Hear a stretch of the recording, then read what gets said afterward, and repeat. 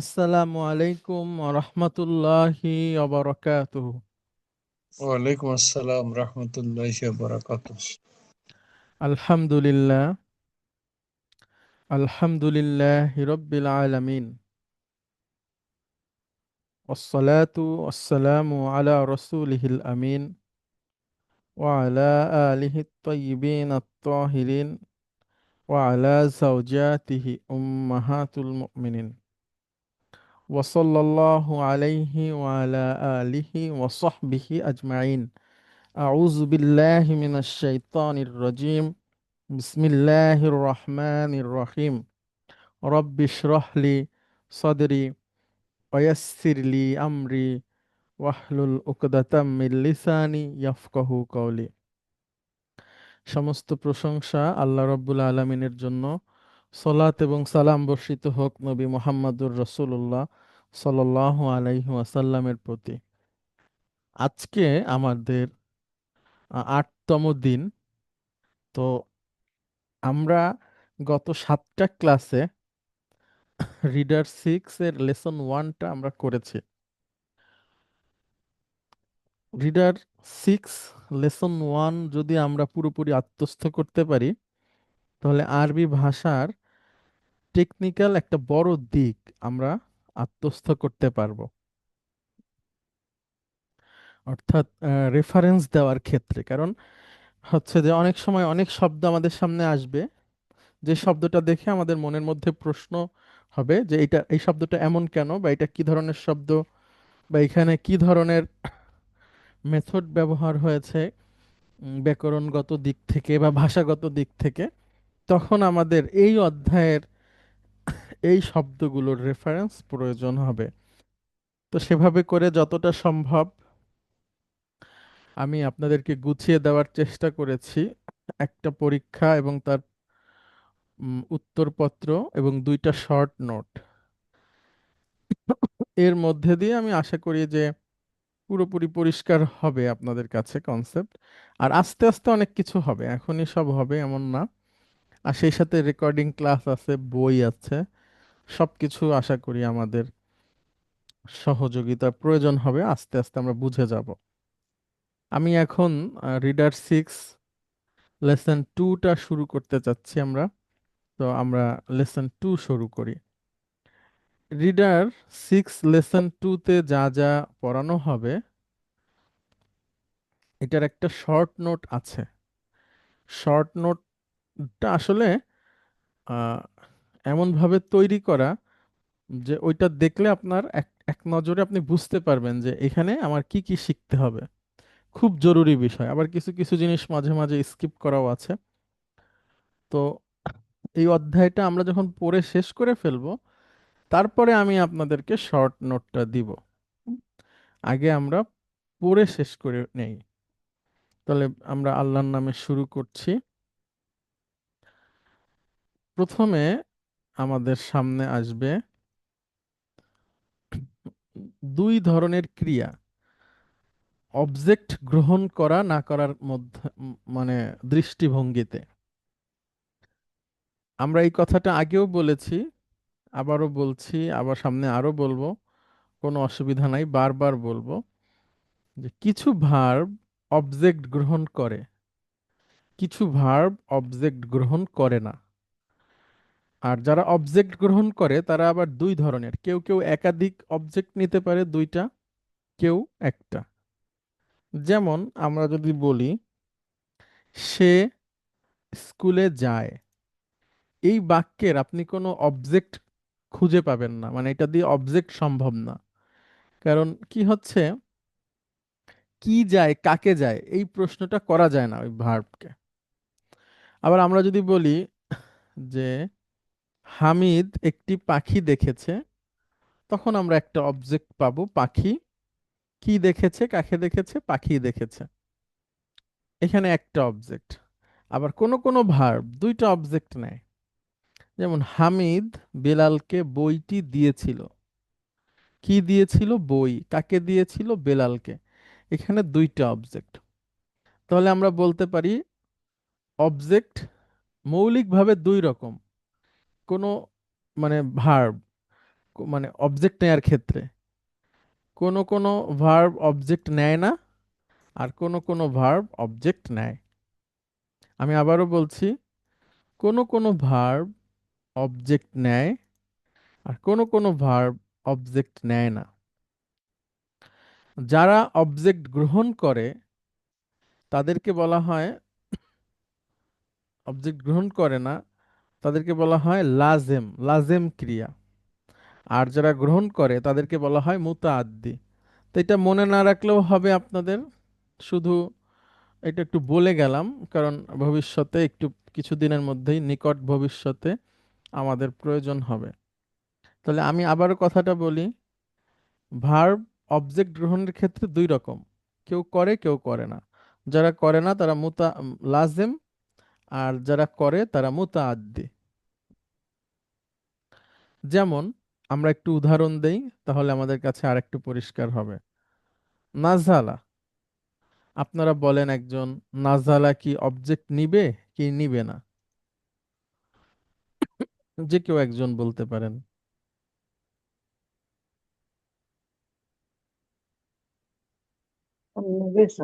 নিবে না। Sir object নিবে স্যার। আচ্ছা, অবজেক্ট নিবে এরকম একটা সেন্টেন্স বলেন। নাজলা মানে আহ, নিচে নামা, নিচে নামে।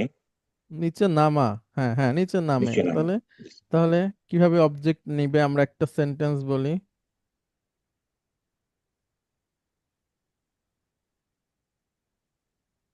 স্যার একটু মানে ভুল করলাম। সে হ্যাঁ তো হ্যাঁ, এটা নিজেই নিবে নামছে, নিবে সে না। তো কোনো কিছু নামাচ্ছে না, উল্টা হ্যাঁ, হবে স্যার। গুড। তাহলে নাজালা কি লাজেম নাকি মুতাআদ্দি? নাজালা হবে স্যার লাজিম। Good, good. এবার আরেকটা ভার্ব আমরা নিয়ে আসছি, আনজালা। এটা কি লাজিম নাকি মুতাআদ্দি? এটা স্যার মুতাআদ্দি হবে স্যার, কারণ এটা গুড। তো আমি নামাইছি। হ্যাঁ, অর্থাৎ এখানে অবজেক্ট হতে পারে।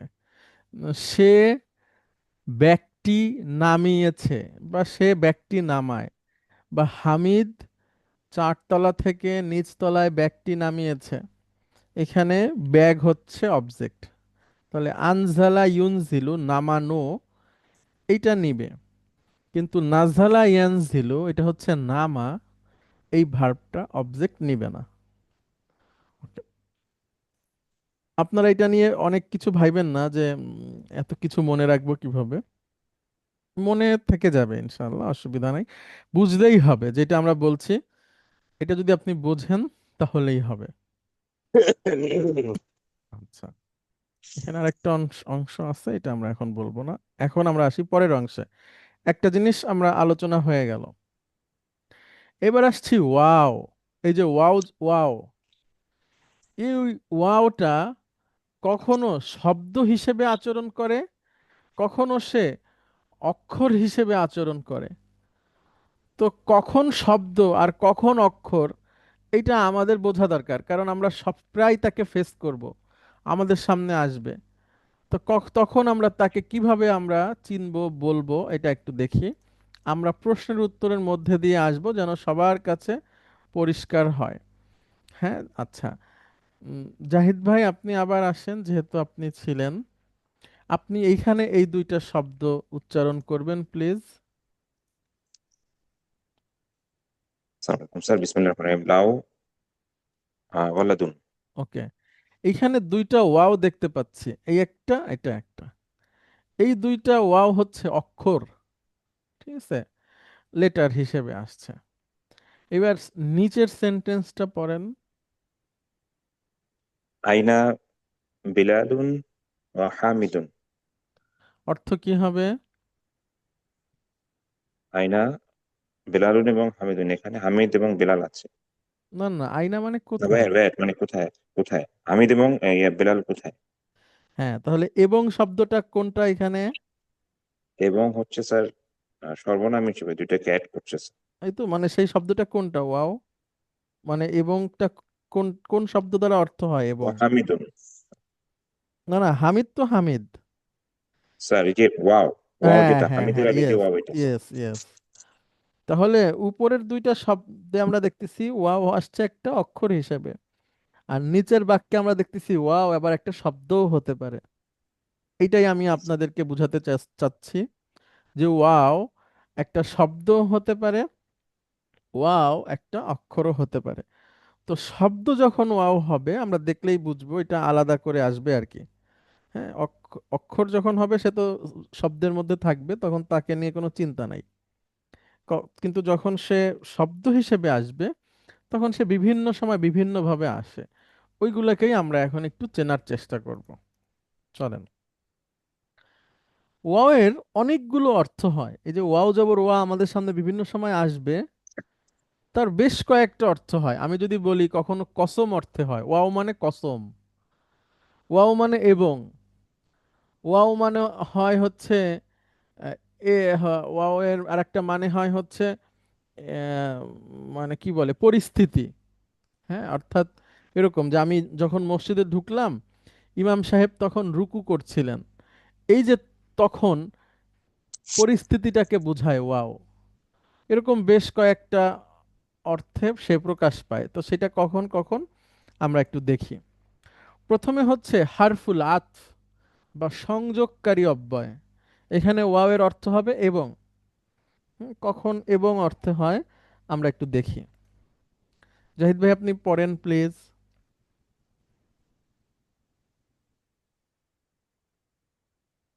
أريد كتابا وقلما। অর্থ বলেন।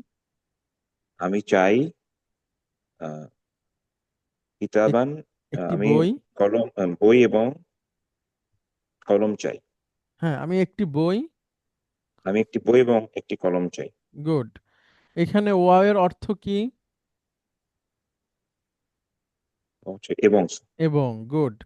এইটাকেই বলে আতফ বা কনজাংশন। ঠিক আছে, আচ্ছা, সুন্দর। আমি একটা বই আর একটা কলম চাই। সবাই পরিষ্কার আশা করি, আমি সামনের দিকে যাচ্ছি। আচ্ছা, এবার এটাও বলেন। একই। খরাজাল খরাজাজ জুবাইরু ও হামিদুন। হুম, খরজা মানে বের হয়েছে, আর জুবাইরু, জুবাইর এবং হামিদ বের সুন্দর। হয়েছে। তাহলে জুবাইর এবং হামিদ বের হয়ে গেছে। হ্যাঁ, এখানেও ওয়াও ও বা এবং অর্থে আসছে। হ্যাঁ, কনজাংশন হিসেবে। ওকে। ওয়াও আসে হারফুল জার হিসাবে। হ্যাঁ, এটা কখন? বাক্যের শুরুতে আসবে এবং কসম অর্থে আসবে। বাক্যের শুরুতে আসবে এবং কসম অর্থে আসবে। কোরআনুল কারিমে আমরা এরকম অনেক পাবো, আরবি ভাষাতেও আছে। জাহিদ ভাই এটা কি লেখা আছে একটু পড়েন। ওয়ালিল্লাহি মা, না না না না না, অলিল্লাহি না। সরি, আল্লাহি মা রাআইতুহু। হ্যাঁ, এই আল্লাহি মানে আল্লাহর কসম। আল্লাহ আল্লাহর মানে কসম। আল্লাহ, আর ওয়াও মানে হচ্ছে কসম। তাহলে আল্লাহি মানে কি? আল্লাহর কসম। গুড। মা রাআইতুহু, তারা, না না, তাকে আমি। তাকে আমি আহ, রাআইতু, সর্রা- দেখা। চিনি না। না না, দেখিনি। দেখিনি, দেখিনি, দেখিনি। তাহলে আবার আরবিটা বলেন এবং অনুবাদটা বলেন। আল্লাহি মা রাআইতুহু, আল্লাহর কসম তাকে আমি দেখিনি। হ্যাঁ, এখন এখানে লক্ষ্য করেন ওয়াও এর পরে আল্লাহটা মাজরুর হয়েছে। এই ওয়াও হচ্ছে এখন তাকে আমরা বলবো হারফুল জার, প্রিপোজিশন। হ্যাঁ, এখন ওয়াও একটা প্রিপোজিশন হিসেবে এখানে কাজ করছে। এখন আপনাদের প্রশ্ন হতে পারে আমি কিভাবে বুঝবো ওয়াও প্রিপোজিশন? সে বাক্যের শুরুতে থাকবে, কসম অর্থে থাকবে, এবং তারপরের শব্দটা আপনি মাজরুর পাবেন। দেখলেই চিনবেন এটা। ওই অল্লাহিতেই আসবে। আর কোরআনুল কারিমে আপনি পাবেন মানুষ হিসেবে, এটা আপনারা জানেন কিনা, সেটা হলো আল্লাহ ছাড়া আর কারো নামে কিন্তু কসম করা যায় না। ঠিক আছে, এটা কিন্তু একটা মৌলিক কি বলে আকীদা বা বিশ্বাস। ঠিক আছে, অর্থাৎ আপনি বলে অনেকে মায়ের কসম, বাবার কসম, সন্তানের কসম, চোখ ছুঁয়ে বললাম, মাথা ছুঁয়ে বললাম, কোরআন ছুঁয়ে বললাম, এটা এটা করা যাবে না। সব সময় একজন মানুষ, একজন মুমিন আল্লাহর কসম দিবে, আল্লাহর স্যার কসম। স্যার, কিন্তু আল্লাহ তো তার সৃষ্টির অনেক কিছুর কসম হ্যাঁ, করেছেন, সেটা যেমন সেটাতে সেটাতে বলা আসতেছি আছে। ম্যাডাম। ও সেটাতে আচ্ছা। সেটাতে আর এর এর পরের স্টেশনে সেটা। আচ্ছা। আচ্ছা। আচ্ছা, তো আমি আগে মানুষের কথা বলছি ম্যাডাম। মানে একজন বান্দা আল্লাহ ছাড়া আর কোনো কিছুর নামে কসম করতে পারবে না। হুম? হারাম। কসম শুধুমাত্র আল্লাহর নামে হবে। আচ্ছা, এরপরে যদি আপনি কসম করে সেই কসম ভাঙেন, তাহলে আবার কিন্তু হচ্ছে যে ওইটার কাফফারা আছে, সেটা অন্য বিষয়। আম, আহ, মূলত যেটা আমি বলতে চাচ্ছি সেটা হচ্ছে একজন মুমিনের আকীদার মৌলিক বিষয় হচ্ছে সে আল্লাহ ছাড়া আর কারো নামে কসম কাটবে না। সন্তানের মাথা ছুঁয়ে, মায়ের মাথা ছুঁয়ে, নিজের চোখ ছুঁয়ে এটা কখনোই করবে না সে। এইবার আসেন ম্যাডাম, আপনি জিজ্ঞেস করেছেন যে আল্লাহ সুবহানাহু ওয়া তাআলা তো করেছেন। এখন আল্লাহ সুবহানাহু ওয়া তাআলা তো আর আল্লাহর নামে কসম করবেন না। না। ঠিক আছে? হ্যাঁ। আচ্ছা, যিনি সৃষ্টিকর্তা তিনি এটা পারেন, তার সৃষ্টির কসম বলে, এবং ওই কসম দ্বারা ওই জিনিসের গুরুত্ব বোঝানো হয়। ঠিক আছে? আমরা যেমন জি স্যার, শপথ হ্যাঁ। করি, ওইটাতে আল্লাহ সুবহানাহু ওয়া তাআলার শপথ ওইভাবে না, মানুষ যেভাবে শপথ করে ওরকম না। তিনি কোনো একটা কিছুর ওটার গুরুত্ব গুরুত্ব বোঝানোর বোঝানোর ক্ষেত্রে, জন্য। হ্যাঁ হ্যাঁ। আর কসম কিন্তু মানে একটা ইবাদত ম্যাডাম, বুঝছেন? যেমন কসম কসম তো ইবাদত একটা ইবাদত। মনে করেন আপনি আল্লাহর নামে কসম দিয়েছেন, মানে তার নামে আচ্ছা, শপথ ওটা পূর্ণ নিয়েছেন। করতে হবে। না না, এটা ইবাদত, মানে ও বান্দার আচ্ছা। ক্ষেত্রে। আচ্ছা। কিন্তু আল্লাহ তো আর ইবাদত করেন না, ঠিক। আমরা তার ইবাদত করি, তিনি তো আর ইবাদত করেন না। তো আমাদের কসম আর তার কসমের ভিন্নতা আছে। যেমন ম্যাডাম আমি একটা বলি, যেটা আমরা সামনে আলোচনায় আসবে, যদিও প্রসঙ্গ এসে গেছে, আবার জিজ্ঞেস করি। আমি আরবি বলবো, আপনারা একটু অনুবাদ করার চেষ্টা করবেন। কোরআনের একটা আয়াত আমি বলছি। আল্লাহ বলছেন, ইন্নাল্লাহা ওয়া মালাইকাতাহু। কি হবে অর্থ? নিশ্চয়ই আল্লাহ এবং ফেরেশতারা বা মালাইকাত গুড। ইউসাল্লুনা আলান নাবিয়্যি। নবীর উপরে সালাত পেশ করেন। গুড। ইয়া আইয়ুহাল্লাযীনা আমানু হে ইমানদারগণ, সাল্লু আলাইহি। তোমরা তার উপর সালাত পেশ সালাত করো। পাঠাও, তার সালাত উপরে। পাঠা, ওয়াসাল্লিমু তাসলিমা, এবং যথাযথ সালাম। যথাযথ সালাম পেশ হুম। করো। তাহলে এই এখানে তিনটা পক্ষের কথা বলা হচ্ছে, আল্লাহ, ফেরেশতা এবং আমাদেরকেও বলা হচ্ছে। তো আমরা এবার পিছন থেকে আসি ম্যাডাম, আমরা নবীর উপর সালাত পেশ করব কিভাবে? আমরা আমাদেরকে শিখাই দেওয়া হয়েছে, আল্লাহুম্মা সাল্লি ওয়া সাল্লিম এভাবে করতে পারি। বা আল্লাহুম্মা সাল্লি আল্লাহুম্মা আলা সাল্লি মুহাম্মদ, আলা মুহাম্মদ ব্যাড, ব্যাস, বা সাল্লাল্লাহু আলাইহি ওয়াসাল্লাম। আলাইহি ঠিক ওয়াসাল্লাম। আছে, যথেষ্ট। এটার মানে কি ম্যাডাম? সাল্লাল্লাহু আলাইহি ওয়াসাল্লাম হুম, তার উপর আম, এটাকে হ্যাঁ, সালাম মানে সালাম, হে শান্তি আল্লাহ, শান্তি, সালাই। দয়া, রহমত, এগুলো আপনি বর্ষণ করেন আল্লাহর কাছে। আমরা বলছি যে হে আল্লাহ, মুহাম্মদ সাল্লাল্লাহু আলাইহি ওয়াসাল্লামের প্রতি আপনি আপনার দয়া, রহমত এগুলো বর্ষণ করেন। তাহলে দুরূদ পড়া কিন্তু মানে অর্থ হচ্ছে আল্লাহর কাছে এক ধরনের দোয়া করা, তাই না, রাসূল সাল্লাল্লাহু আলাইহি সাল্লামের জন্য। তাহলে আমাদেরটা গেল। ফেরেশতারা কি করে? তারাও অনুরূপভাবে আল্লাহর কাছে দোয়া করে যে হে আল্লাহ, নবী মুহাম্মাদের উপরে আপনি সাল্লাল্লাহু আলাইহি সাল্লাম, আপনি সালাত সালাম এটাগুলো পেশ মানে এগুলো দান করেন। এবার তাহলে আল্লাহ কিভাবে করেন? আল্লাহ তো আর, আল্লাহ সরাসরি দয়া করেন। হ্যাঁ হ্যাঁ, গুড, আল্লাহ সরাসরি দয়া করেন। তিনি তো আর কাউকে বলেন না যে হে আল্লাহ আপনি তার উপর সালাত, হ্যাঁ, এটা হবে না। তো আল্লাহ এক একই কাজ যখন আল্লাহ করেন, তখন তিনি মালিক হিসেবে তার যে শক্তি সেটা প্রদান করেন। আর ওই জিনিসটাই যখন কোনো বান্দা তার মাখলুক করে, তখন সেটা বিপরীত দিকে হয়। অর্থাৎ আল্লাহ যদি করেন তাহলে আল্লাহ সরাসরি দেন, আর মাখলুক যদি করেন তাহলে সরাসরি সে আল্লাহর কাছে সেটা চায়। একইভাবে মাখলুক যখন আল্লাহর কসম করে এইটা বা কসম করে, এটা হচ্ছে ইবাদত। কিন্তু আল্লাহ যখন কোনো কিছুর কসম করে তো সেটা ইবাদত না, হ্যাঁ, সেটা নিশ্চয়। হচ্ছে গুরুত্ব প্রদানের ক্ষেত্রে। আল্লাহ তো আর ইবাদত করবেন না। জি। আচ্ছা, এগুলো অনেক বড় আলোচনা। ওই আপনার অনেক সময় নিয়ে করতে হয়। আর এটার জন্য হচ্ছে যে ওই যে বস্তা বেডিং থালা বাসন এগুলো নিয়ে টিচারের বাড়ি আসতে হবে, হ্যাঁ, 1 বছর 2 বছরের জন্য। এরপরে গুরু গুরু সকাল, হ্যাঁ হ্যাঁ, সকাল থেকে রাত গুরু শিষ্য। পর্যন্ত ক্লাস হবে। হ্যাঁ, সকাল থেকে রাত পর্যন্ত ক্লাস হবে, পড়ালেখা হবে, টাস্ক হবে, হোমওয়ার্ক হবে। এরকম করে 1-2 বছর গেলে তখন এক সব বিষয় নিয়ে আলাপ করা যায়, ইসলামের মৌলিক যত বিষয় আছে, হ্যাঁ। আচ্ছা, ঠিক আছে ম্যাডাম। যারা মাদ্রাসায় পড়ে, বিশেষ করে কওমি মাদ্রাসায়, তাদের একটা ক্লাস আছে দাওরায়ে হাদিস। এই 1 বছরের কোর্স। তো এইখানে মানে যারা সাধারণত ভালোভাবে ক্লাস করে তাদের 24 ঘন্টাই ক্লাস, মানে নামাজ, খাওয়া আর ঘুম বাদে বাকি পুরা সময়টাই কিন্তু ক্লাস। হ্যাঁ, দাওরা কথাটার অর্থ বুঝি না, এটা কি দাওরাতুন মানে ম্যাডাম কোর্স, আরবি শব্দ আচ্ছা, দাওরাতুন। তো দাওরাতুল হাদিস অর্থ কি হবে তাহলে ম্যাডাম? হাদিসের কোর্স হবে। Good good. ওই দাওরায়ে হাদিস বলতে এক হাদিসের কোর্স 1 বছরের। ওইখানে প্রায় আপনার 5টা 6টা বই পুরো পড়ানো হয়, ব্যাখ্যা করা হয়, পড়া আর একজনের কাছ, ছাত্রদের কাছ থেকে শোনা হয়, মানে এই তোমরা পড়ো, তারপরে টিচার আবার সেটা ঠিক করে দেন। তো সাধারণত এই এই ক্লাসের এই এই লেভেলে এসে ক্লাসটা সারাদিন হয়।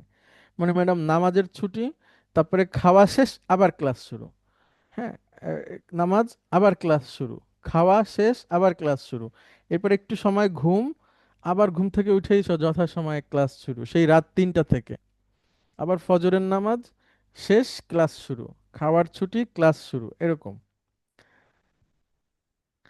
তো ওইটা 1 বছর হয়, ওরা ওইখানেই থাকে, ওইখানেই খায়, ওইখানে বসেই পড়াশোনা করে, হ্যাঁ। না, আমি এতদিন মনে করতাম এটা হাদিসে অনার্স কোর্স টোর্স কিছু হবে ওনাদের এরকম। লেভেলে হাদিসের অনার্স ধরতে পারেন ম্যাডাম, কারণ এটা আচ্ছা। তো 10 বছর 12 বছর পরে এসেই কোর্সে ভর্তি হওয়া যায় আর কি, হ্যাঁ, সিরিয়াল হুম, আছে। মানে এটা একদম লাস্ট ক্লাস হুম। একাডেমিক। তাহলে আল্লাহি মা রাআইতুহু, অনেক কথা চলে আসলো। তাহলে এখানে ওয়াও হচ্ছে হারফুল জার। আচ্ছা, তারপরে জাহিদ ভাই আপনি আর এখানে কয়েকটা শব্দ আছে, একটু প্লিজ পড়েন। আসসালামু আলাইকুম স্যার। ওয়ালাইকুম আসসালাম। আহ, ওয়াল আসর হুম। ওয়াশ শামসি ওয়াল কমরি ওয়াল না না, ফাজরি। হ্যাঁ, কোরআনুল কারিমে আপনারা এইভাবেও পাবেন। আল্লাহ সুবহানাহু ওয়া তাআলা এরকম কসম করেছেন। এই ওয়াওয়ের পরে দেখবেন আসরে মাজরুর, মাজরুর। শামসি মাজরুর, ফজরি মাজরুর। তাহলে এখানে ওয়াওটা জাহিদ ভাই কি হিসেবে আসছে? এখানে হারফুল জার প্রিপোজিশন, হিসেবে। হারফুল জার, কসম অর্থে, হ্যাঁ, হারফুল জার, কসম। এটা অর্থ তখন কসম। কসম। তাহলে একটা পেলাম এবং একটা পেলাম কসম। কসম। ওকে, এই দুইটা খুবই সহজ, কসম এবং এটা আপনি দেখলেই বুঝবেন। বাকি থাকে একটা যেটা নিয়ে আমাদের একটু পড়াশোনা করতে হবে, সেটা হচ্ছে হাল। হাল মানে হচ্ছে কি? হাল মানে আমরা জিজ্ঞেস করি, ভাই কোন হালতে আছো? হাল কি?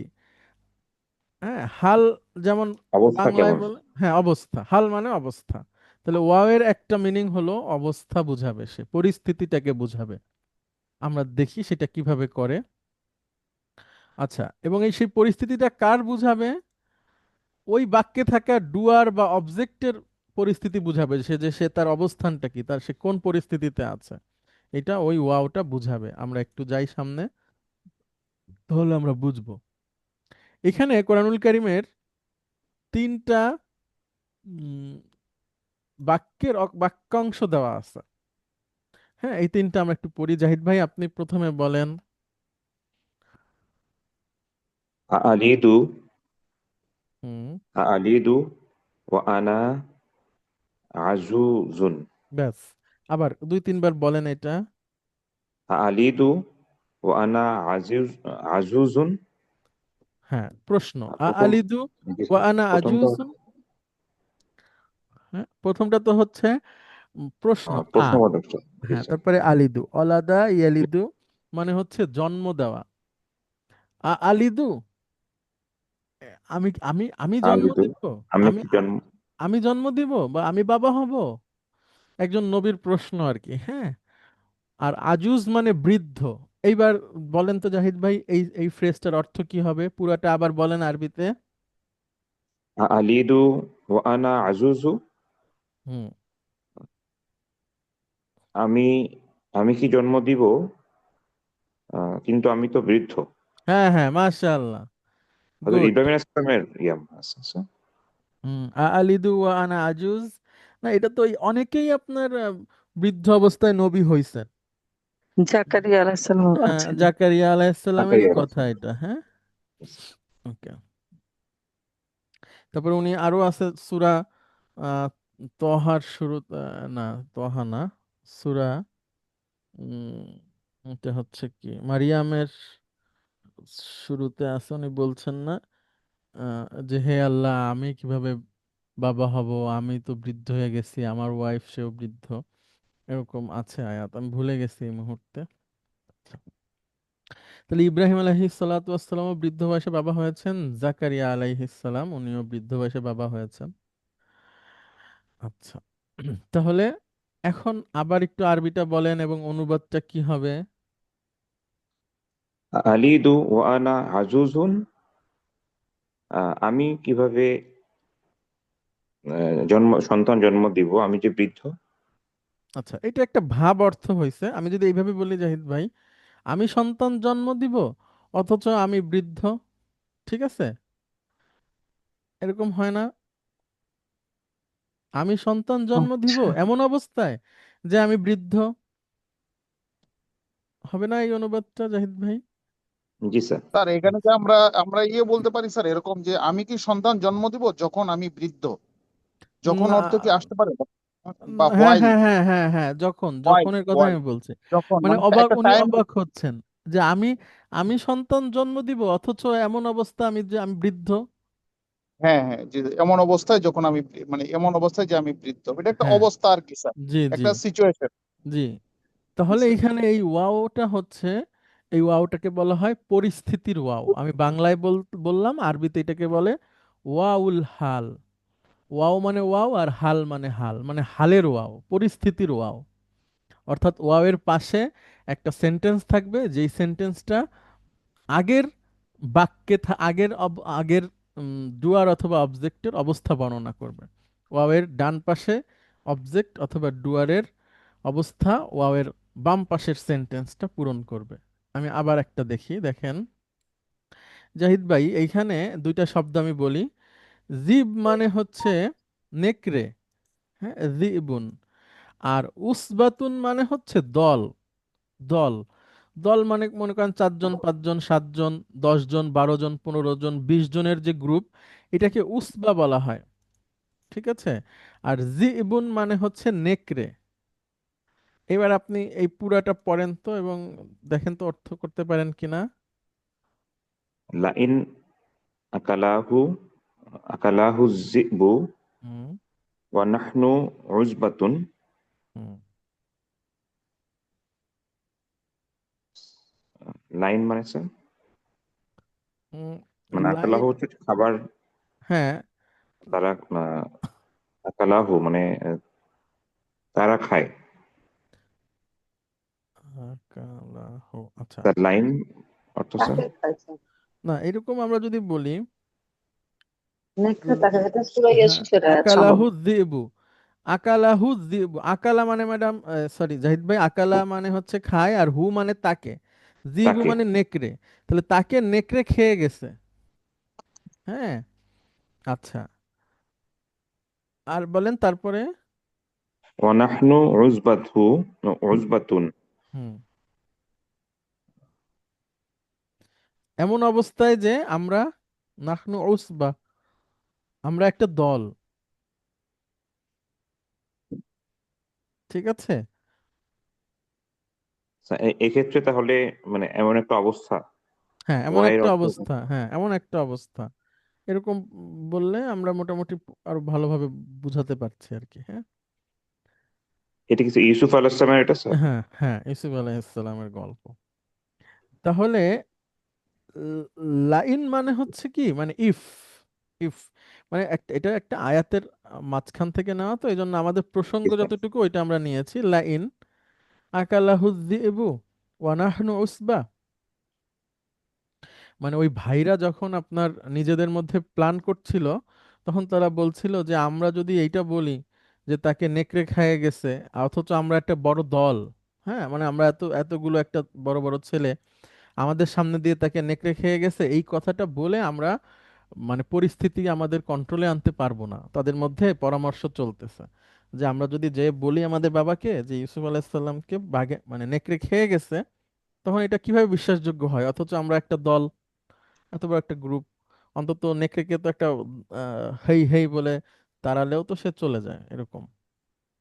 তো তারা আলাপ করছে, লাইন আকালাহু যিবু, যদি তাকে বাঘেই খায়, ওয়ানাহ বা সরি নেকড়ে খায়, ওয়ানাহনু উসবা, অথচ আমরা তো একটা দল, তাহলে এইটা বলা যাবে না আর কি। হ্যাঁ, তখন তারা উসবা ইন্না ইদাল্লাহ খাসিরুন, আমরা বলতেছি কি আমরা যদি এরকম বলি তাহলে আমরাই তো ক্ষতিগ্রস্ত হব।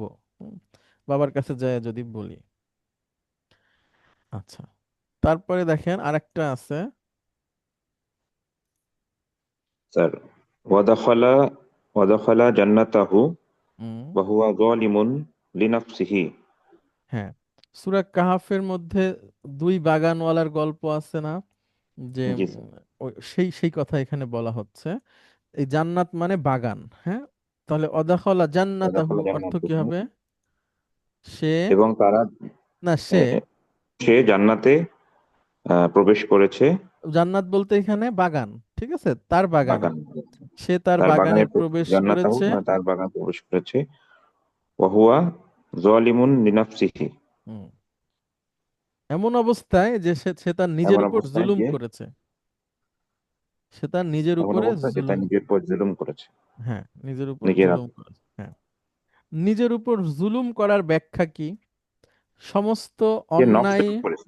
হ্যাঁ হ্যাঁ, সমস্ত অন্যায়ই হচ্ছে, ওই নফস মানে হচ্ছে কিন্তু এখানে আত্মা বুঝায় না, নফস মানে হচ্ছে ব্যক্তি, মানে মাই ব্যক্তি। সেলফ বা হিমসেলফ, ঠিক আছে, ইয়োর সেলফ, এই ক্ষেত্রেও নফস বোঝানো হয়।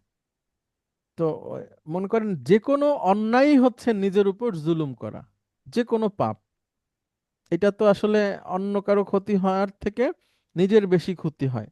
যেমন আমরা একটা দোয়া পড়ি জাহিদ ভাই নামাজের মধ্যে, আল্লাহুম্মা ইন্নি যালামতু জলামতু, বলেন, নাফসি যুলমান কাসীরান। ব্যাস, এই নাফসি মানে হচ্ছে মানে মাই সেলফ, আল্লাহুম্মা ইন্নি জলামতু নাফসি, হে আল্লাহ আমি আমার নিজের উপরে জুলুম করেছি।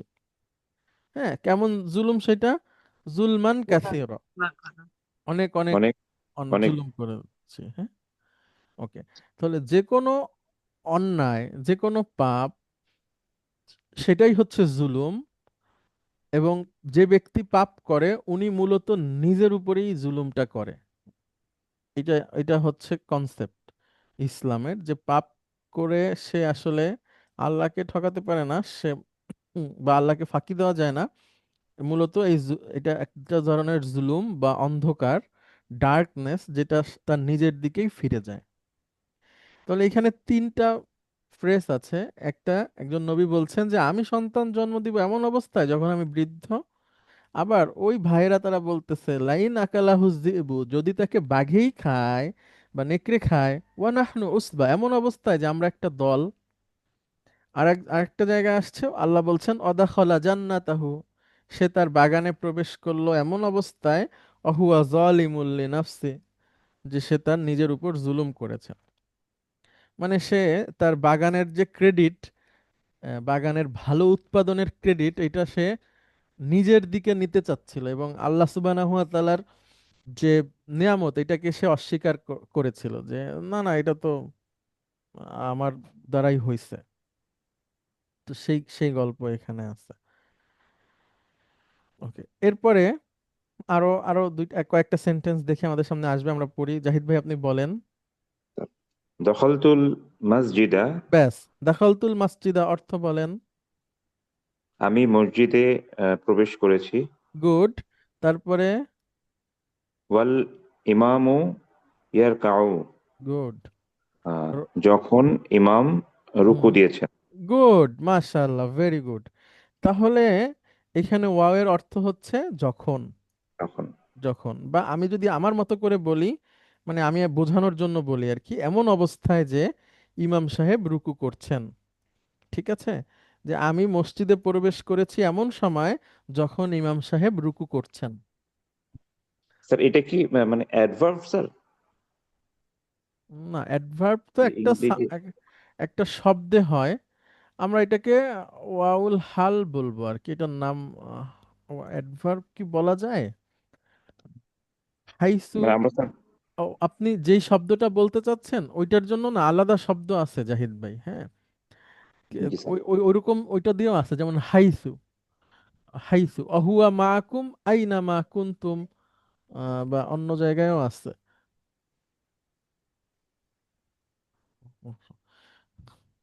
মানে অন- যখন, এই জন্য কিন্তু এটা হলো যখন কি বলতে হয় পরিস্থিতিটা বোঝায় যে এমন পরিস্থিতিটা অবস্থায় পড়ে, জি স্যার। যে তখন তখন বুঝি। ইমাম রুকু করছিলেন। আবার আপনি যেটা বোঝাতে চাচ্ছেন ওইটার জন্য আলাদা শব্দ আছে, সেটা আমরা পাবো সামনে, কিন্তু ওইটা সেটা হবে না, হ্যাঁ, এরকম না। আচ্ছা, আমি যখন মসজিদে প্রবেশ করলাম, আইমান এখানে বস, তখন ইমাম সাহেব রুকুতে। আচ্ছা, তারপরে এটা বলেন জাহিদ ভাই। মাতা আবি ও আনা সগীরুন। মাতা মানে ওয়েন, আবি আমার বাবা। না না, মাতা মানে ওয়েন না, মাতা ইয়ামুতু মা, এটা একটা ভার্ব। স্যার রাইট মাতা স্যার। ইয়ামুতু মরে যাওয়া, মরে মৃত্যুবরণ যাওয়া। করা।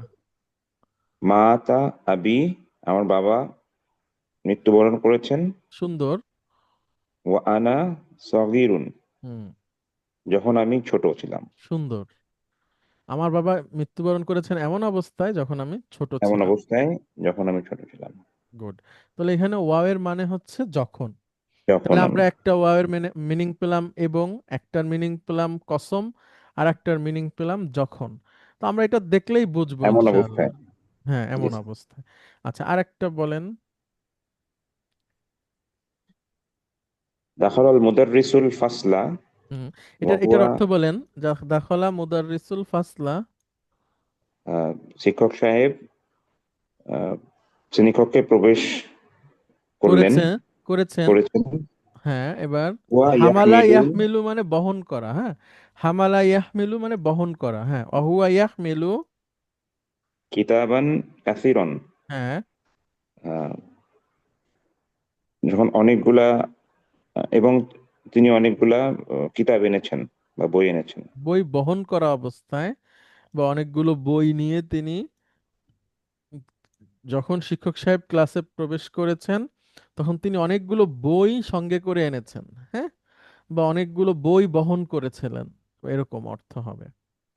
তাহলে ওয়াও এর এখানেও অর্থ হচ্ছে হচ্ছে যখন। তো তার কাছে অনেক বই ছিল, এভাবে বলতে পারি।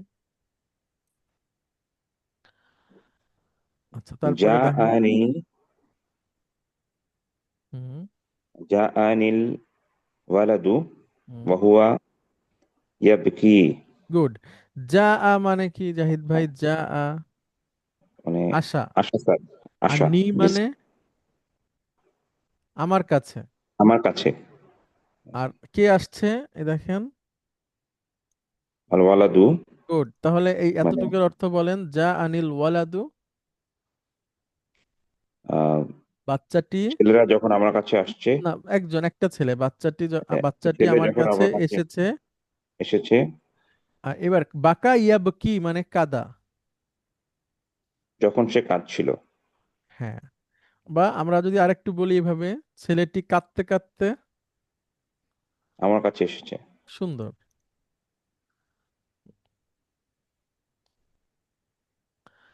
আচ্ছা, এখানে লা তা, সাবান মানে হলো জাহিদ ভাই ফুল, মানে ভরা পেট। এবার বলেন। লা তাকুল ওয়া আনতা সাবআতুন, না, সাবআন। সাবআনু, হুম, লা তাকুল ওয়া আনতা সাবআনু, লা তাকুল, আকালা তুমি ইয়াকুলু মানে খেও না, কি? গুড। তুমি খেও না, ও আনতা শাবানুন, তোমার যখন পেট ভরা থাকে তখন তুমি খেও না। সুন্দর।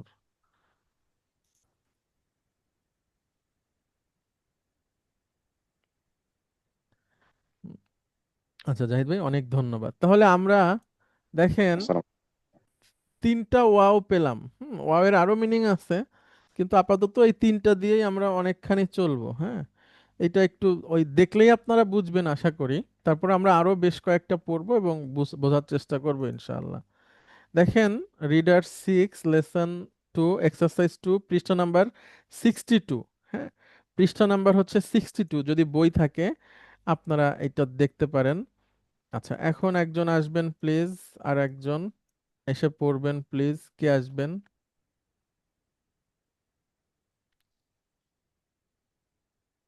কেউ একজন আসেন। আসসালামু আলাইকুম স্যার। ওয়ালাইকুম আসসালাম রহমতুল্লাহ। নাজমুল ভাই। ওকে, নাজমুল ভাই, আপনাদের শীত পড়ছে কেমন? স্যার আমি তো ক্যাম্পে আছি স্যার, এখানে তো খুবই ঠান্ডা স্যার। মানে এখানে জ্যাকেট ট্যাকেট গায়ে দিয়ে কম্বল গায়ে দিয়ে শীত মানছে না। তাই নাকি?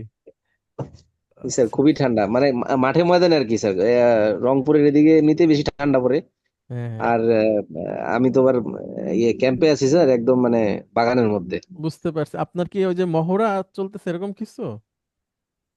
না, এখানে আমাদের ইনঅ্যাকটিভ অপারেশন? সিভিল ওয়ার ক্যাম্পে একটা, কিন্তু এটা একটু ভিন্ন দায়িত্ব আছে তো এই ও জন্য। আচ্ছা, আচ্ছা, আচ্ছা, মানে এখন ওই যে বাইরে যে ডিপ্লয়মেন্ট ওইগুলোর। হ্যাঁ হ্যাঁ হ্যাঁ, জি জি জি। ও আচ্ছা, আচ্ছা, ঠিক আছে। ক্যাম্প করে আছেন আর কি, তাই তো? জি স্যার। আচ্ছা, যাক, আল্লাহ আপনাকে নিরাপদে রাখুক। দেখেন, জি স্যার। এইটা দেখেন তো, পড়েন। হাজাজতু ওয়া আনা সগীরুন। অর্থ বলেন। আমি হজ করেছি যখন আমি ছোট। সুন্দর। তাহলে ওয়াউল হাল, হ্যাঁ, এটা মনে রাখবেন। তারপরে দেখেন, বলেন। আহ, দাখালতুল মসজিদা ওয়ান নাসু ইয়াখরুজুনা মিনহু। হুম, আহ, আমি মসজিদে প্রবেশ করেছি যখন লোকজন আহ, সেখান থেকে বের হচ্ছে। হ্যাঁ, মাশাআল্লাহ, গুড।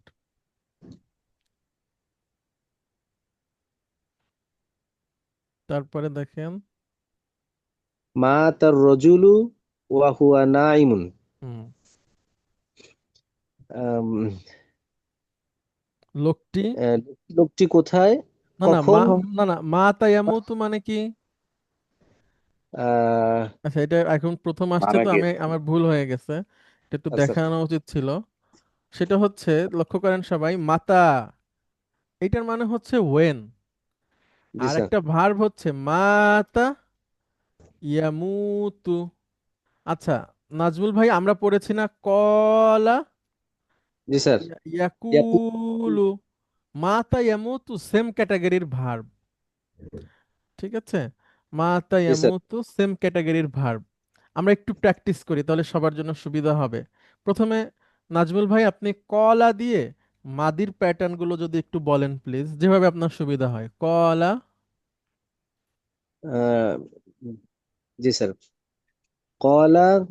উম, কলু। কলা। হ্যাঁ, কলা, কলাত। কলা কলাত। কলু। আহ, কলু। কুলনা। কুলনা। আন্তা। আহ, কলাতা। না, আন্তা কুলতা। ও জি স্যার। কুলতা। কুলতুম। গুড। আহ, উম, কুলতি। কুলতি। কুলতুন্না। তারপরে আনা। আহ, কুলতু। কুল কুলতু কুলনা। গুড। এবার মাতা দিয়ে বলেন, মাতা। মাতা। আহ, মা- মাতা। মাতু। না, মাতু। মাতা। ঠিক আছে, মাতু। মাতু, মাতু। মাতাত, আর এটা হয়ে যাবে মাতাত মিতনা। মিতনা। জি স্যার। আচ্ছা, মিতনা না মুতনা হবে। আহ আচ্ছা, একটু দেখে নেই আমি আপনাকে ভুল বলেছি কিনা। আমার তো মনে হয় ভুল বললাম আর কি। না।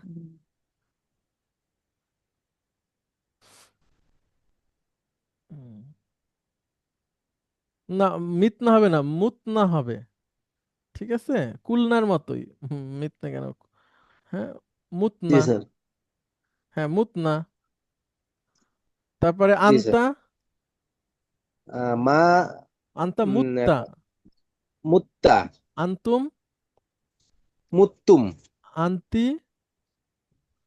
মুত্তি আন্তুম। মুত্তুন্না। আন্তুন্না মুত্তুন্না। আনা। জি স্যার। মা'না না, মুত্তু। মোটা। মুত্তু। নাহনু। মুত্তু মোটা মুতনা না। মুতনা। ঠিক মুতনা। আছে, মুতনা। মুতনা। ওকে। তাহলে ক মাতা ইয়ামুতু, মরে যাওয়া। হ্যাঁ, মরে যাওয়া, ইন্তেকাল করা আর কি। ইন্তেকালও আলাদা ভার্ব আছে। মরে যাওয়া। তাহলে এখন এটা বলেন। লোকটি আম, মরে গেল যখন সে ঘুমন্ত অবস্থায় ছিল। মাশাআল্লাহ। তাহলে আমরা যদি আরেকটু বলি যে লোকটি ঘুমের মধ্যে মারা গেল, এভাবেও তো বলা যেতে পারে। হ্যাঁ, জি স্যার, মানে অবস্থাটা বোঝাচ্ছে আর হ্যাঁ, কি। হ্যাঁ, হ্যাঁ। লোকটি এমন অবস্থায় মারা গেল যে যখন সে ঘুমাচ্ছিল। যখন সে ঘুমন্ত অবস্থায় ছিল। জি। আচ্ছা, তারপরে দেখেন আশা। আশা ইয়াইশু মানে হলো জীবন যাপন করা, লাইফ কাটানো। হ্যাঁ, লাইফ কাটানো আর কি। তাহলে আশা ইয়াইশু মানে জীবন যাপন করা। হ্যাঁ। জি স্যার। জীবনযাপন করা। আশা জাদ্দি আকতারা মিন মিআতি আমিন হুম। ওয়া মাতা ওয়া আনা সগীরুন। গুড। আম, জাদ্দি দাদি। হলো আমার দাদা। আমার দাদা। আমার দাদা জীবনযাপন করেছেন আহ, স- উম, মিন আকস- মিয়াতি আমিন। হ্যাঁ, আকতার মানে হচ্ছে বেশি। বেশি। অনেক অনেক। বেশি। আহ, জীবনযাপন করেছে অনেক মিয়াতি আমিন। হুম। আহ, আমিন মানে বছর, বছর, আর মিয়া মানে মিয়া মানে হচ্ছে 100। 100। তাহলে কি অর্থ হবে? 100 বছরের বেশি জীবন যাপন করেছেন গুড। কে? আমার দাদা। গুড। ওয়া মাতা ওয়া আনা সগীরুন, হুম। এবং মৃত্যুবরণ করেছেন যখন আমি ছোট। সুন্দর। Good. এখন দেখেন এখানে একটা জিনিস, নাজমুল ভাই। দুইটা ওয়াও, জি। এইটা একটা ওয়াও, এটাও একটা ওয়াও, কিন্তু দুইটা ওয়াওয়ের দুইটা মিনিং। হ্যাঁ, এখানে প্রথম অটা এবং অর্থে ব্যবহৃত হচ্ছে, গুড। এবং পরের অটা যখন আমি ছোট ছিলাম হিসেবে গুড। ওই গুড। সময়ের একটা বর্ণনা বোঝাচ্ছে। হাল। ভেরি গুড, হাল মাশাআল্লাহ। বোঝাচ্ছে। হুম। তলাবতুল ইলমা ওয়া আনা মুতাজাউইজুন। হুম। আহ তলাবা ইয়াতলুবু মানে খোঁজ করা, খোঁজ করা। অন্বেষণ করা।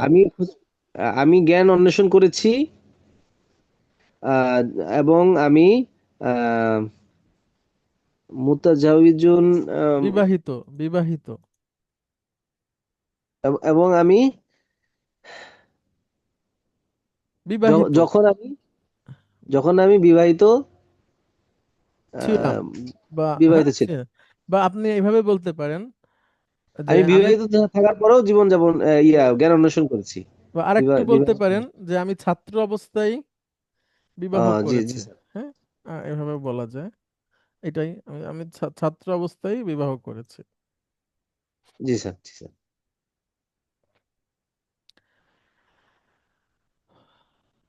লা আচ্ছা। তাকরাই হ্যাঁ, হ্যাঁ। সহিফ সহিফাতা ওয়া আনতা আশি ফিল তামসি। তামসি। শারি। তামসি। তামশি ফিস শারি। হুম। জি স্যার। আবার আম, ছোট ছোট করে তুমি বলেন কি লা। পুস্তিকাগুলো পড়ো না? তুমি না তুমি পত্রিকা পড়ো পুস্তিকা, না, পত্রিকা তুমি পড়ো না, পুস্তিকা পড়ো না, পত্রিকা। পত্রিকা পড়ো না। হুম। এবং আংতা তামসি ফিসারি, হুম। যখন তুমি তামসি অর্থ স্যার ভুলে মাসা গেছি স্যার। ইয়ামসি, মাসা ইয়ামসি হাঁটা। চল, মানে হাঁটতে হাঁটতে, হ্যাঁ, রাস্তায় তুমি চলমান হাঁটতে অবস্থা, হাঁটতে, রাস্তায় চলতে চলতে। রাস্তায় চলতে ফিসারি, চলতে পত্রিকা পত্রিকা পড়ো। পড়ো না। হ্যাঁ, গুড। স্যার আসসালামু আলাইকুম স্যার। ওয়ালাইকুম আসসালাম। ফিশারি, ফিশারি হয় মানে ওকে। মানে কোনো জায়গা থেকে। না না জাহিদ ভাই, শারিউন মানে হচ্ছে রাস্তা। শারিউন আরো অর্থ আছে দেখেন। একমাত্র রাস্তা। তরিকুন, তরিক মানে রাস্তা। তারপরে আরো আছে। সিরাতুন। এটাই এই জি ম্যাডাম। আমরা তো শরিয়া বলি, শরিয়া না না না না শরিয়া না না না, সেই সারিয়া বানান হচ্ছে এরকম ম্যাডাম, সেটা হচ্ছে সারিয়া, সারিয়া। আর এটা হচ্ছে শারিউন রাস্তা, তরিকুন সিরাতুন। হ্যাঁ, ওই যে আপনারা হজ উমরায় গেলে শুনবেন তরিক তরিক, ঠিক আছে, তরিক তরিক। আচ্ছা, দুইটাই ব্যবহার হয় সাইনবোর্ডে বা লাউহেন বা ফলক বলে আর কি। আপনারা পাবেন মানে আরব কান্ট্রি গুলাতে গেলে রাস্তার যে নাম লেখা থাকে, যে এই রাস্তা, আমরা যে আমাদের দেশে যেমন রাস্তাগুলোর নাম থাকে, অমুক রোড, এই রোড, সেই রোড, ওইখানেও আছে। এবং সেখানে শারিউনও ব্যবহার হয়, তরিক ব্যবহার হয়। আর সিরাতটা মূলত ওই পথ না যেটা রাস্তা বোঝায়। সিরাত হচ্ছে একটা ওয়ে, মানে ওয়ে, সিস্টেম। হ্যাঁ, সিস্টেম। সিরাতুল মুস্তাকিম, ইয়েস। সিরাতাল মুস্তাকিম মানে হচ্ছে যেই রাস্তায় গাড়ি ঘোড়া চলে এমন না। সহজ সরল, সহজ যেই, সরল পথ। হ্যাঁ হ্যাঁ, গাড়ি ঘোড়া চলে যে রাস্তা সেটা হলো এই রাস্তা। আর শারিউন, হ্যাঁ, আর সিরাত হচ্ছে পদ্ধতি। আমরা বলি না যে এই এই রাস্তায় আগাও তাহলে তোমার সুবিধা হবে, মানে ওইটা কোনো রাস্তা না, ওইখানে কোনো যানবাহন চলে না, ওইটা একটা সিস্টেম। আর শারিউন যেটা, এখানে রাস্তাঘাট আছে, এখানে যানবাহন আছে। আচ্ছা।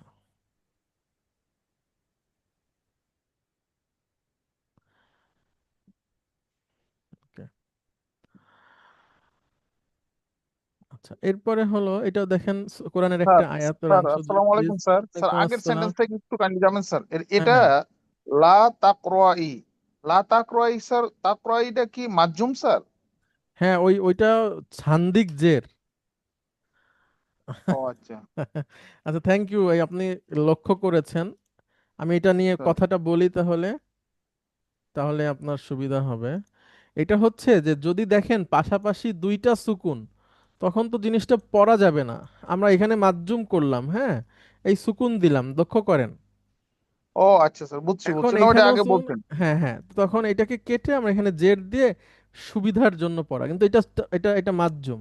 You R correct. হ্যাঁ জি, বুঝতে পারছি স্যার। ওকে। এমন অবস্থায় পত্রিকা পড়ো না যে যখন তুমি রাস্তায় হাঁটছো, হ্যাঁ। আচ্ছা, এবার এটা বলেন নাজমুল ভাই। ক্বালা তাআলা হুম। লা তাকরাবু, লা তাকরাবুস সালাতা ওয়া আনতুম সুকারা। হুম। আম, আল্লাহ করাবা। তাআলা বলেন হ্যাঁ, লা তাকরাবু, নিকটবর্তী হয়েও না। তোমরা আদায়, না না, তোমরা নিকটবর্তী হয়েও আদায় না। করো না যখন তোমরা আম, সুকারা সুকারো, মানে যে নেশাগ্রস্ত। নেশাগ্রস্ত অবস্থায়। এটাও তো অবস্থা বোঝাচ্ছে যখন তোমরা নেশাগ্রস্ত থাকো বা হুম। অচেতন বা হ্যাঁ হ্যাঁ, নেশাগ্রস্ত আপনি নির্দ্বিধায় বলেন, নো প্রবলেম। এবং যখন তোমরা নেশাগ্রস্ত থাকো, তখন তোমরা, সালাত আদায় করো না, গুড, সালাতের সালাতের কাছেও ধারে কাছে এসো, যেও না, কাছেও সালাতের কাছে এসো। যেও না। হুম হুম। Sir okay. আসসালামু আলাইকুম স্যার, এখানে স্যার যে তাকরাবু, এটা কি হ্যাঁ, ভার্বটা কি স্যার করাবা, এই দেখি আইমান, ফোনটা দাও। মানে ইয়াকরাবু তাকরাবু? হ্যাঁ হ্যাঁ, আমি বলছি আপনাকে, এটা হলো সামিয়া থেকে আসছে, করিবা হবে সম্ভবত। আমি তারপর বলছি, একটু আমি শিওর হয়ে। হ্যাঁ, সামিয়া থেকে করিবা। করিবা। করিবা ইয়াকরবু, করিবা ইয়াকরবু, কাছে ইয়াকরাবু। যাওয়া। ঠিক আছে। আচ্ছা, এইটা হলো এই যে নামাজ নেশাগ্রস্ত অবস্থা, এটা এটা হচ্ছে উম, মদ হারাম হওয়ার যে ধাপগুলো ছিল তার মধ্যে একটা ধাপ। প্রথমে আল্লাহ সুবহানাহু ওয়া তাআলা বললেন যে ইয়াসআলুনাকা আনিল খামরি ওয়াল মাইসির, হে নবী তারা আপনার কাছে মদ এবং জুয়া সম্পর্কে প্রশ্ন করে। কুল ফিহিমা ইসমুন কাবীরু ওয়া মানাফিউ লিন্নাস, হে নবী আপনি বলে দিন এটার মধ্যে পাপ আছে, আবার মানুষের জন্য উপকারিতাও আছে। ঠিক আছে। ওয়া ইসমুহুমা আকবারু মিন নাফইহিমা, আর উপকারের থেকে পাপই বেশি, গুনাই বেশি এর মধ্যে। এটা একটা ধাপ। তার আগে মদ কিন্তু মানে একদম একটা সামাজিক ইয়ে ছিল, মানে এটার ব্যাপারে কোনো স্পষ্ট বিধান ছিল না, এটা মানুষ খেত আর কি। এরপরের ধাপে আল্লাহ সুবহানাহু ওয়া তাআলা এই যে এটা বলছেন কোন একটা ঘটনার প্রেক্ষিতে, যে সালাত যখন আদায় করবা তখন এইটা এই অবস্থায় করা যাবে না। এরকম ধাপে ধাপে আসছেন, এবং শেষে এসে আল্লাহ বলছেন ইন্নামাল খমরু, নিশ্চয় মদ, ওয়াল মাইসিরু এবং জুয়া, ওয়াল আনসাবু ওয়াল আজলামু মানে মূর্তি পূজার বেদী, লটারির তীর, রিজসুম মিন আমালিশ শাইতান, নাপাক, শয়তানের কাজ, ফাজতানিবু এর থেকে বিরত থাকো, তখন এটা হারাম হয়ে গেল। তো মদ হারাম হওয়ার একটা ঐতিহাসিক প্রেক্ষাপট আছে, আপনারা গুগলে সার্চ করলে পাবেন। এটাকে বলা হয় হচ্ছে প্রহিবিশন এজ, আমেরিকার তে ছিল। ওরা হচ্ছে আর কি 1920 সালে, হ্যাঁ, মদ হারাম হয়েছিল আর কি আমেরিকাতে। এটা হচ্ছে প্রহিবিশন এজ। হ্যাঁ,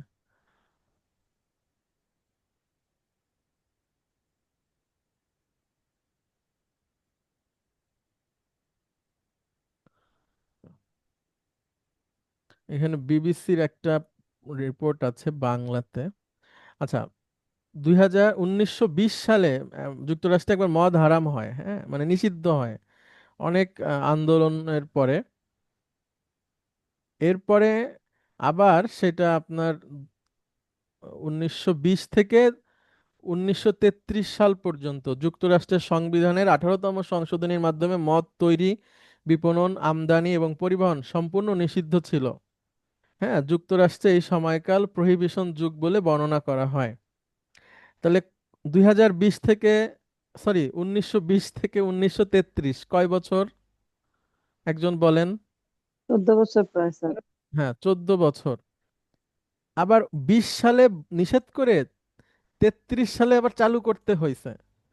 এর কারণ হচ্ছে অনেক কারণ আছে, আমরা অল্প যদি বলি, যে এখানে লেখা আছে কিন্তু যে উদ্দেশ্যে সরকার এই কাজ করেছিল কার্যত তার উল্টো ফল হয়েছে।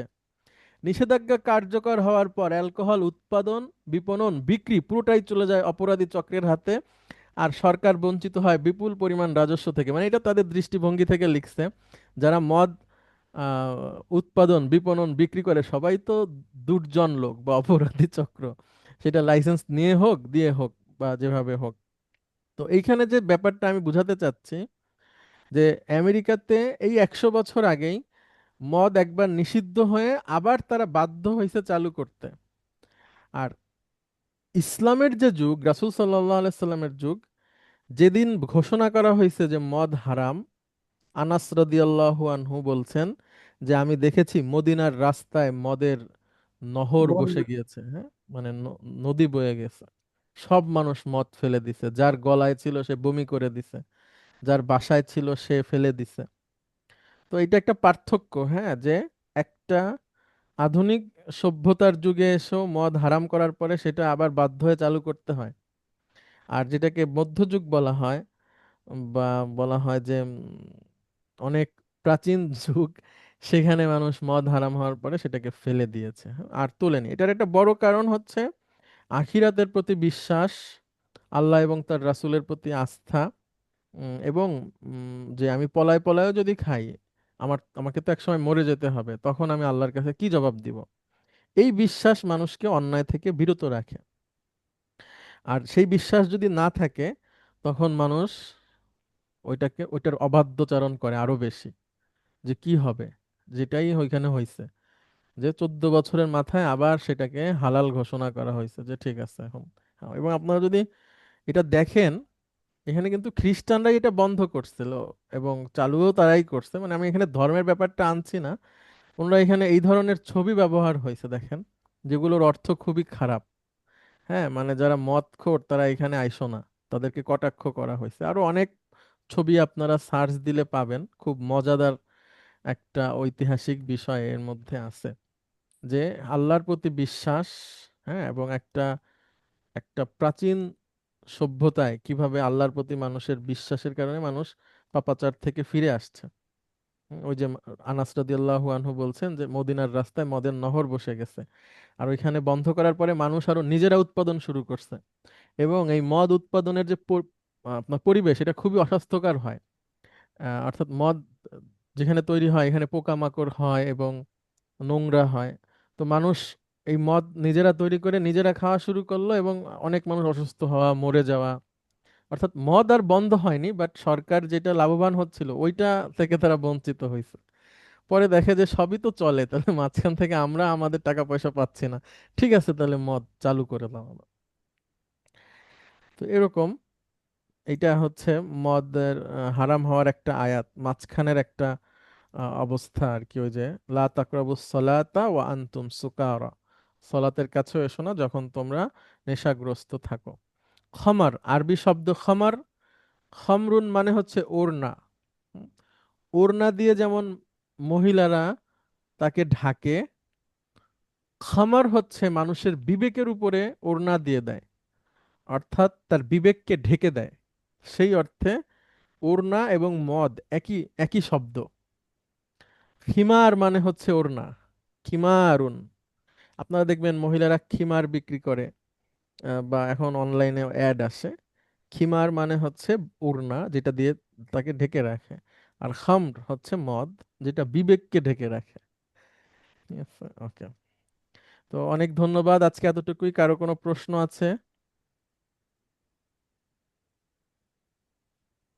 নীলুফা ম্যাডাম আছে। ম্যাডাম, আপনার দেশের বিরুদ্ধে অনেক কিছু বলে ফেলছি, আপনি আবার কিছু বলেন। আমরা নিউজ পড়ছি শুধু আর কি। নীলুফা ম্যাডাম কি আছেন?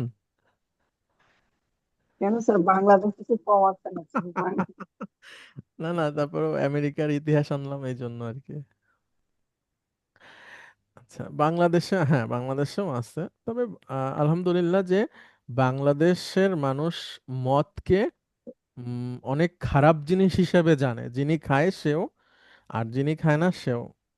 কিন্তু আমাদের আশেপাশে অনেক দেশ আছে যেখানে এটা বাপ ছেলে একসাথে খায় এবং এটা অন্যায় মনে হয় না ওরকম ভাবে। হ্যাঁ, এবং ওপেনে বিক্রি হয়, সবাই মিলে খায়।